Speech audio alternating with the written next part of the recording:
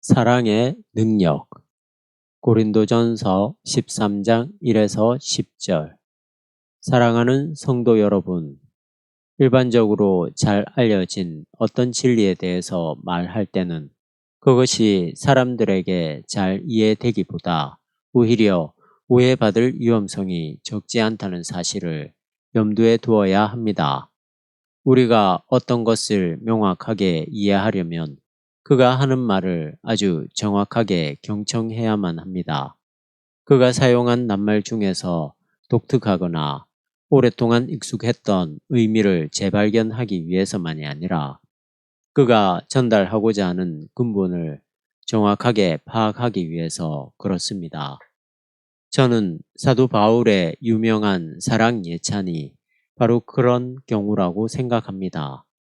이것은 곧 우리에게 너무나 익숙하게 다가오는 사랑이라는 낱말을 들을 때 주로 무엇을 생각하는가와 관련된 문제입니다.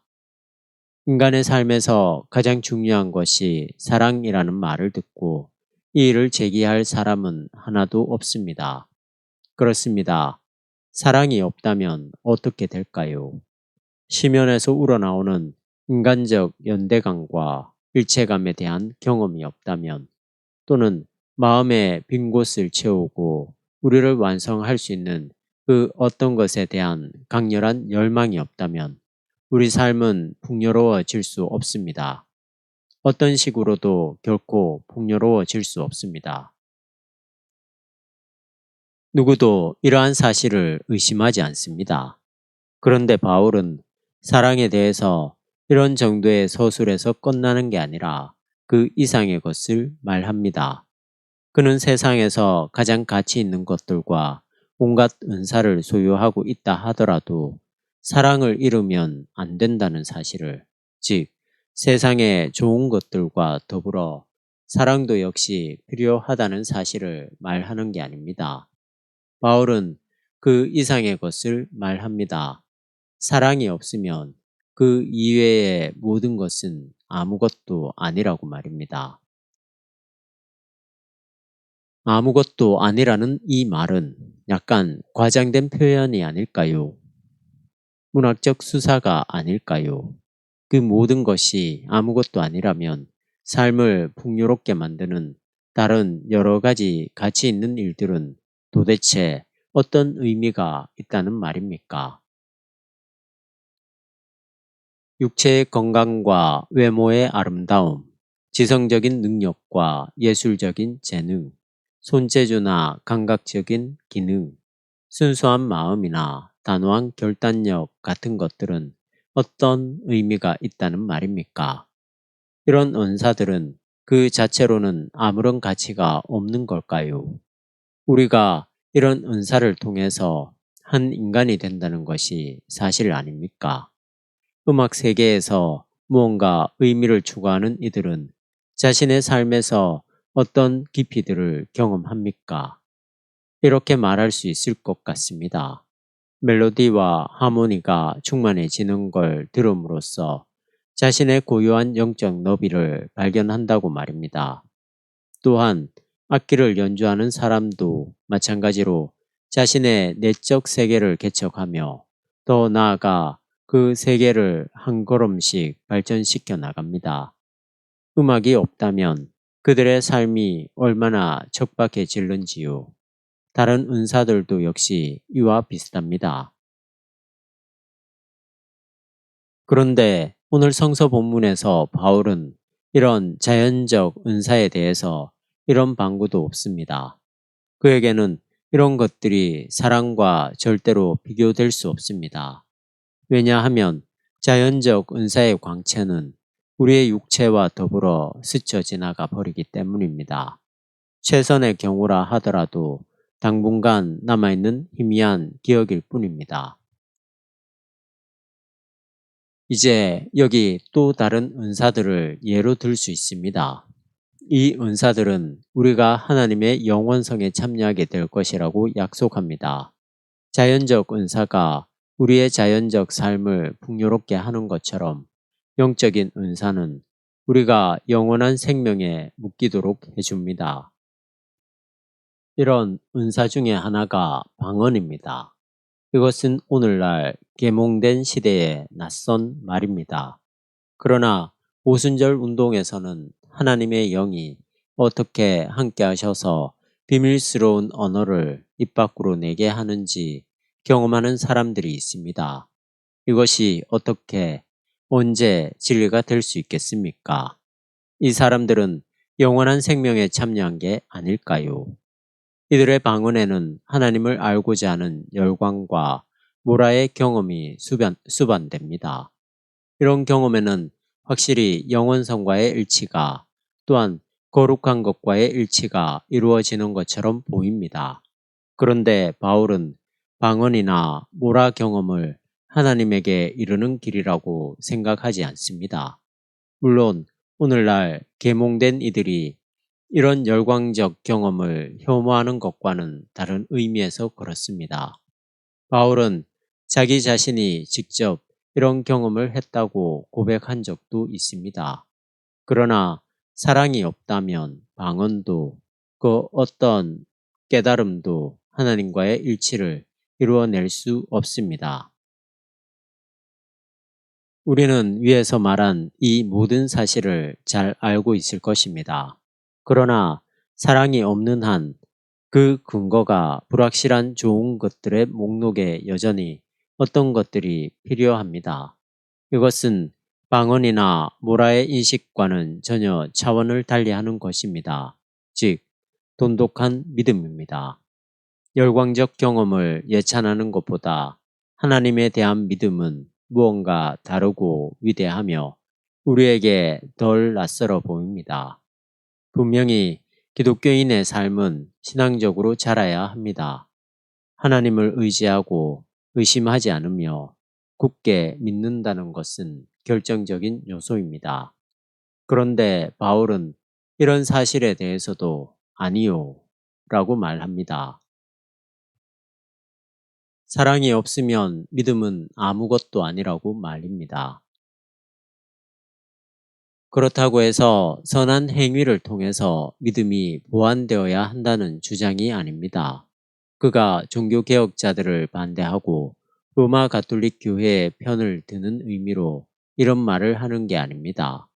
모든 선한 업적들, 자선, 전 재산을 내어놓는 희생, 순교를 통해서 자기 생명을 드리는 헌신, 이와 같은 모든 것들도 사랑이 없으면 우리에게 아무 유익이 없기 때문입니다.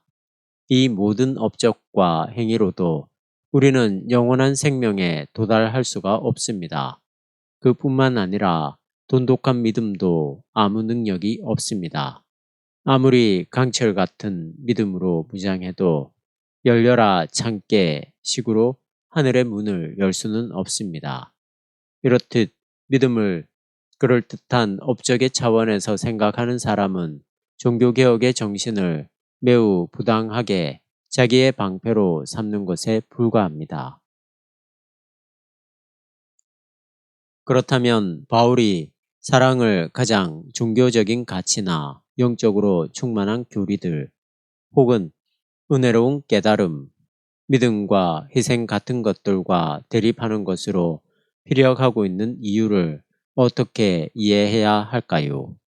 모든 선한 것들이 사랑의 뒷자리로 물러나야 한다면 과연 어떤 자리에 놓여야 합니까? 바울에게서 깨달음과 예언과 믿음은 은사를 가리킵니다. 반면에 사랑은 은사라는 말로 일컬어지지 않습니다. 사랑은 어떤 은사처럼 사람에게 주어져 있거나 사람이 마음대로 처리할 수 있거나 혹은 사람의 소유물이 되는 게 아닙니다. 어떤 사람에게 주어진 특별한 은사가 아주 확실하게 그의 개성이 되며 또 더 나아가 그의 소유물이 되어서 그 은사를 통해 그가 이웃과 구별된다는 것은 사실입니다. 한 사람이 소유하고 있는 은사는 그를 다른 이들 가운데서 돋보이게 합니다. 은사는 사람들이 왜 이런 은사를 가진 이들을 그렇지 못한 이들보다 더 좋아하는지, 그리고 그런 이들을 친구로 선택하는지에 대한 근거입니다. 은사의 차이는 인간의 차이를 확대시킵니다. 그리고 인간과 인간 사이의 거리를 벌려나갑니다. 그렇습니다. 은사는 한 사람을 다른 사람으로부터 떼어놓습니다. 그러나 사랑은 하나로 연결합니다. 다른 이와 일치하게 만듭니다. 바울은 깨달음과 지혜로움에 대해서 이렇게 말한 적이 있습니다. 그것은 교만하다고 말입니다. 이 말은 모든 다른 은사에도 통용됩니다. 은사들은 한 사람을 다른 사람보다 뛰어나게 하고 유별나게 합니다. 또한 이러한 차이를 밖으로 드러낼 때까지, 그리고 자기 명성에 이를 때까지 그것만을 고집합니다. 이 은사들은 교만하나 사랑은 믿음을 불러일으킵니다. 사랑은 사람을 서로 하나가 되게 하고 친교를 나누게 합니다. 사람이 자신들의 은사를 통해서 서로 구별되기 때문만이 아니라 또 하나의 다른 점에서도 역시 이런 재능들은 사랑과 다릅니다. 은사의 열매를 맛보고 싶은 사람은 자신의 은사를 열심히 돌보아야 한다는 점이 바로 그것입니다. 음악적 재능이 없는 사람만이 아니라 그 재능을 타고난 사람도 역시 성실하게 음악적 노력을 기울여야 합니다. 그래야만 모든 내적 즐거움을 만끽하고 음악이 그 사람의 삶을 이끌어가게 됩니다. 악기를 연주하기 위해서는 각고의 훈련을 거쳐야만 하듯이 말입니다. 모든 은사는 이와 같습니다. 즉, 우리가 꾸준히 연습할 때만 이 은사가 우리를 풍요롭게 합니다. 영적인 은사라 하더라도 여기서는 예외가 아닙니다. 하나님에 대해서도 한번 깨달았다고 해도 그것으로 모든 것이 끝나지 않습니다. 그 깨달음은 확실하게 유지되어야 합니다. 그것을 거듭해서 기억하고 거듭해서 심화시켜야만 합니다. 만약 그렇게 하지 않거나 이 깨달음의 무게를 가볍게 여겨버리고 하나님에 대한 인식을 모든 삶의 상황에서 예민하게 감지해 나가지 않는다면 그것들은 우리의 손에서 벗어나게 될 것입니다. 자신의 자비심을 증명할 수 있는 연습은 가능합니다. 매 주일이나 평일에 정기적으로 교회에 나가는 연습도 가능합니다. 이런 과정을 통해서 선하고 복받을 만한 습관들이 참된 상태에 도달됩니다. 인생의 많은 부침 가운데서도 흔들리지 않고 하나님을 참되게 신뢰한다는 것도 역시 훈련을 통해서 익숙해질 수 있으며 당연히 그래야만 합니다. 그러나 사랑은 누구도 연습할 수 없습니다. 사랑은 익숙해질 수 있는 성질의 것이 아니라는 말씀입니다. 이 문제는 사랑이 우리 삶의 심층에 자리한다는 사실과 관계가 있습니다. 우리 인간의 삶에 놓여있는 매 순간들, 어떤 형태로든지 다른 이들과 연결하는 매 순간들은 이례적이며 반복할 수 없습니다. 그것들은 같은 방식으로는 절대 반복되지 않습니다. 피아노와 바이올린의 대가가 되는 일은 가능합니다. 또한 어떤 기술이나 설교의 대가가 되는 것도 가능합니다. 그뿐만 아니라 종교적 감정과 종교적 깨달음과 신실한 믿음에서도 역시 대가가 될 수 있습니다. 그러나 사랑에는 대가가 없습니다. 아주 노련하고 교양 있게 산다는 것은 여기서 그렇게 본질적인 문제가 아닙니다. 다른 사람들에게 친절하고 다정다감하며 호의적으로 대하는 것도 연습으로 가능합니다. 남을 도와주거나 손님에게 친절하게 행동하는 일도 연습을 통해서 익숙하게 됩니다. 그러나 그런 것을 사랑이라고 말할 수는 없습니다.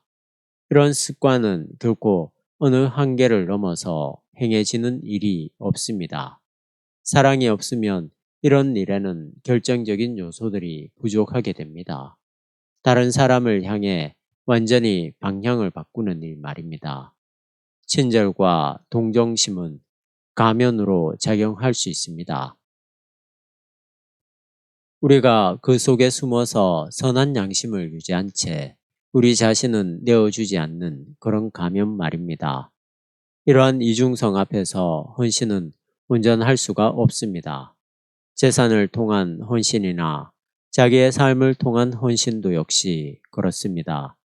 바로 여기에 바울의 생각이 아주 예민하게 작동합니다. 자칫 헌신과 사랑이 하나인 것처럼, 동일한 것처럼 보이지만 사실은 전혀 그렇지 않다는 점에서 말입니다. 어느 누구도 자기 자신보다 친구를 더 사랑할 수 없다는 말처럼 우리는 남에게 헌신할 수는 있지만 우리의 능력으로 사랑할 수는 없습니다. 로마 가톨릭 교회의 주장에 따르면 사랑은 헌신의 덕, 즉 자선에서부터 시작해서 자기 삶을 희생하는 데까지 이르게 하는 헌신이라고 합니다만, 그러나 바울은 사랑을 헌신과는 전혀 다른 것이라고 말합니다. 그렇다면 사랑은 과연 무엇일까요? 사랑이 그렇게 도달되기 어려운 것이라면 우리의 마지막 전심전력을 통해서도, 우리 삶의 전적인 희생을 통해서도 사랑을 성취할 수 없다면 사랑은 과연 삶에서 어떻게 실제적으로 나타날 수 있겠습니까?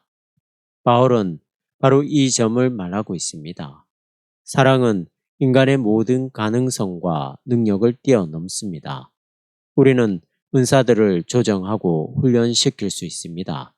그러나 우리 스스로 사랑을 이루어내고 공고히 만들려는 모든 노력은 쓸데없는 일입니다.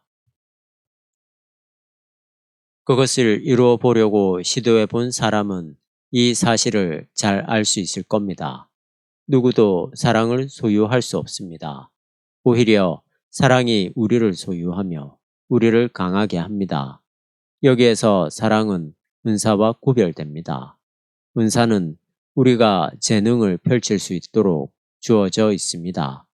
우리는 이 재능을 활용해야만 합니다. 그러나 사랑은 우리가 마음대로 처리할 수 있도록 내맡겨지지 않았습니다. 성령이 바람처럼 스스로 원하는 곳으로 불듯이 사랑도 그렇습니다. 여기서 우리는 무능력합니다. 완전히 사랑만 의지할 뿐입니다. 사랑이 우리에게 불어오지 않는다면 우리의 삶은 공허할 것입니다. 우리의 은사는 죽어버릴 것입니다. 우리가 이런 은사를 통해서 이룩해 놓은 그 모든 것들을 포함해서 말입니다. 사랑에 사로잡히지 않은 사람이 깨달은 하나님은 이론적인 짜맞추기에 불과할 것이며, 그의 독실한 신앙은 고집스러운 집착에 불과할 것이며, 또한 그의 헌신도 역시 자기 삶에서 스스로를 채워보려는 불확실한 시도일 것입니다. 이러한 자연적 재능들은 역시 사랑을 통해서만 인간다운 가치를 획득할 수 있습니다. 이제야 그것들은 모두 살아 숨쉬게 됩니다. 사랑하는 성도 여러분, 사랑은 우리가 소유하고 연습해야 할 은사가 결코 아니라는 사실, 오히려 사랑이 우리를 붙들고 우리를 이끌어가고 우리의 좁은 세계를 풀어내어 열어놓는 힘이라는 사실, 이것을 우리 기독교 공동체보다는 이 세상이 훨씬 잘 알고 있을 때가 많습니다. 시인들이 노래하는 사랑, 그리고 남자와 여자를 묶어주는 사랑은 기껏해야 우리에게 임하는 자연현상적 능력일 뿐이라는 주장은 옳지 않습니다. 바울은 지금 이런 사랑에 대해서 언급하고 있습니까? 아니면 전혀 다른 사랑에 대해 언급하고 있는 건 아닙니까? 아닙니다. 그는 전혀 다른 사랑을 생각하면서 고린도 교인들에게 이 편지를 쓰고 있는 게 아닙니다. 중세기 때의 미술품들을 보면 하늘의 신성한 사랑과 땅의 세속적인 사랑을 뜻하는 두 여인상이 종종 나옵니다. 온전히 삶에 대한 흥미를 느끼는 땅의 사랑과 세상에 관해 관심을 끊어버린 하늘의 사랑으로 말입니다. 이런 이원론적인 그림들은 무언가 잘못된 것입니다. 오직 하나의 사랑만 있을 뿐입니다. 기독교적인 사랑이라고 해서 이 세상과는 상관없이 그저 허공에 떠도는 주변적 현상이 아닙니다. 이 사랑은 오히려 우리 삶의 매 순간에서 작동하는 중심입니다. 이것은 사랑에 대한 인간의 갈망을 충만하고 넘치게 실현합니다.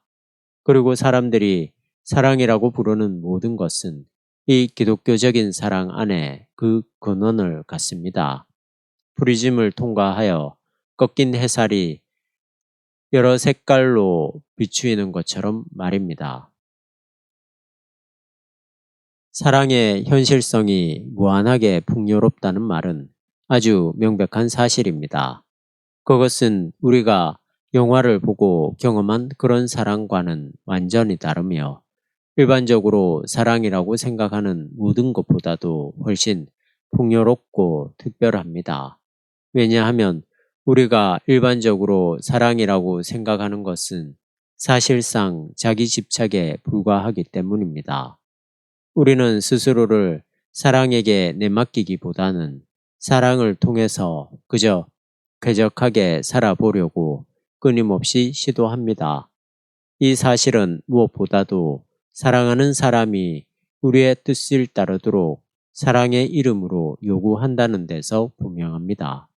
이처럼 하나님의 사랑은 우리의 손에서 갈망으로, 즉 가장 좋은 것들을 소유하려는 갈망으로 변질합니다.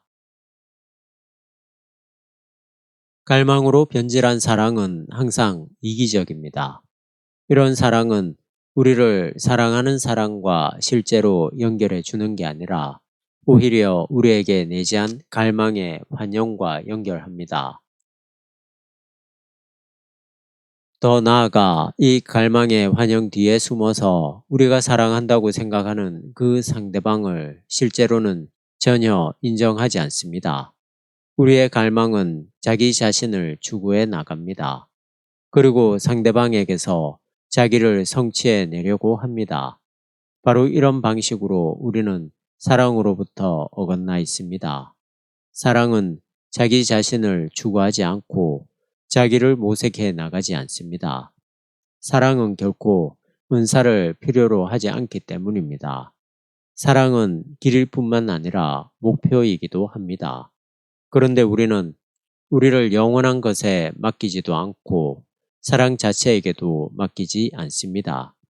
사랑으로 만족해하지 않는다는 말입니다. 오히려 결국 지나가 버리고 말 은사에 머물러 있습니다. 왜 우리는 여기서 이렇게도 쉽게 만족해 버리는 걸까요?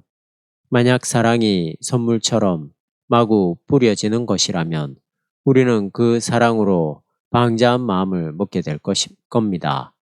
우리는 사랑하는 사람을 틀림없이 차지한다고 믿는 경우에만 그를 훼손하지 않습니다. 반면에 그리운 사람이 떠나는 경우나 우리가 원하는 갈망의 환영이 실제로 성취되지 않을 때 우리는 초조해집니다. 갈망에서 질투가 발생하기 때문입니다. 그리고 우리는 아무 근거도 없이 곳곳에서 악의와 시기를 받는다고 생각하기 때문입니다. 그렇습니다. 우리는 이런 자기 파괴적인 상태에 머물러 있으면서 우리를 사로잡고자 하는 사랑에서 벗어나려고 합니다. 우리의 갈망에서 빚어진 환영이 우리를 속이는 것과는 전혀 다른 방식으로 우리를 찾아오는 그 사랑에서 벗어나 버리고 맙니다. 이것은 우리가 사랑을 자기 집착에 묶어둔다는 것을 의미합니다. 따라서 일반적으로 사랑이라고 생각하는 모든 것은 충만하게 넘쳐나는 사랑의 현실성 뒤로 무한정 숨어버리고 맙니다. 여기서 말하는 이 사랑의 현실성은 오늘 본문에서 바울이 언급하고 있는 바로 그것입니다. 우리가 그렇게 집요하게 자신에게 집착하는데도 불구하고 거듭해서 사랑이 우리에게 발생한다는 건 얼마나 신기한지요. 놀랍게도 하나님은 우리가 자기 집착에서 떨어지고 놀랍게도 하나님은 우리가 자기 집착에 떨어지고 그래서 아무것도 아닌 것에 나가 떨어지지 않도록 항상 거듭해서 사랑의 능력으로 우리를 지켜주십니다. 조금 더 분명하게 생각해 봅시다. 우리와 함께하는 이런 사랑은 어디서 실제로 구체적인 모습을 이룹니까? 바울은 이렇게 노래하고 있습니다. 사랑은 오래 참습니다. 사랑은 친절합니다. 사랑은 자랑하지 않습니다. 사랑은 교만하지 않습니다. 사랑은 무례하지 않습니다. 사랑은 사욕을 품지 않습니다. 사랑은 성을 내지 않습니다. 사랑은 불의를 보고 기뻐하지 아니하고 진리를 보고 기뻐합니다. 사랑은 모든 것을 덮어주고 모든 것을 믿고 모든 것을 바라고 모든 것을 견디어 냅니다. 고린도전서 13장 4에서 7절. 이 사랑이 우리에게 구체적인 모습으로 다가왔습니다. 사도 바울의 이 노래가 예수 그리스도 안에서 사랑을 행하신 하나님에 대한 예찬처럼 들리지 않습니까? 하나님의 아들은 우리를 위하여 죄인으로 죽는 길을 가도록 보냄을 받았습니다. 이는 곧 예수 그리스도를 통해서 사랑이 이 세상에서 그 모습을 획득했다는 말입니다. 여기서부터 이제 궁극적인 사실이 언급됩니다. 사랑의 현실성은 예수 그리스도가 아닌 그 어떤 다른 형태로 이루어질 수 없습니다. 이것은 사랑이 모든 은사와 대립해 있다는 것을 밝혀줍니다. 사랑, 이것은 두말할 것 없이 하나님 자신입니다. 우리가 자신에게 집착하는데도 불구하고 사랑이 어떠한 방법으로라도 우리 삶에서 항상 활동하고 있었다는 바로 그 사실에서 은혜로운 하나님의 늘 함께하심이 불순종하는 이 세상 한가운데서 증명됩니다. 하나님의 함께하심은 우리의 생명과 모든 인간의 생명을 견인해 가는 사랑입니다. 사랑은 우리의 행위가 아닙니다. 우리의 덕성도 아니고 우리의 감정도 아닙니다. 사랑은 물론 자연의 힘이 아닙니다. 사랑은 결코 세상을 구성하는 한 요소로서 세상에 속하지 않습니다. 특별한 방식으로 우리에게 부여된 은사들은 우리에게 속해 있습니다. 그것들은 우리가 감당해야 할 과제로서 우리 손에 넘겨졌습니다. 그러나 사랑은 하나님 자신입니다. 따라서 사랑은 우리가 처리할 수 있는 대상이 아닙니다. 우리의 은사는 우리가 키워나갈 수 있습니다. 그러나 그 은사를 통해서 생명을 얻지는 못합니다. 하나님에 대한 깨달음과 그 신뢰도 역시 우리의 깨달음과 우리의 신뢰에 불과하며 그것 자체만으로는 무기력합니다. 그러나 우리를 창조한 사랑은 우리와 우리의 모든 은사를 철저하게 영적으로 만들며 우리를 살아있게 만듭니다. 사랑만이 완전하며 영원합니다. 사랑은 모든 은사와 달리 영원한 하나님 자신이기 때문입니다. 따라서 사랑이 없다면 아무리 귀한 은사라 하더라도 의미가 없습니다. 사랑만이 하나님의 생명에 참여하도록 하기 때문입니다. 하나님 자신이 사랑이기 때문에 하나님은 우리의 자기 집착을 극복해 주시는 그 길에서 사랑으로 다가오십니다. 사랑이 자기 집착에 사로잡히지 않는 곳은 이 세상에서 오직 한 군데뿐입니다. 바로 예수 그리스도의 십자가입니다. 그리스도와 함께 죽는 사람만이 지난 삶을 벗어버리는 사람만이 하나님의 사랑을 자신의 가슴에 충만하게 공급하시는 성령을 받습니다. 예수 그리스도 안에서만 사랑이 구체적인 모습을 획득했기 때문입니다. 이 사실을 믿는 사람, 또한 예수 그리스도를 희망하는 사람은 사랑을 통해서 그리고 사랑 안에서 영원히 살 것입니다.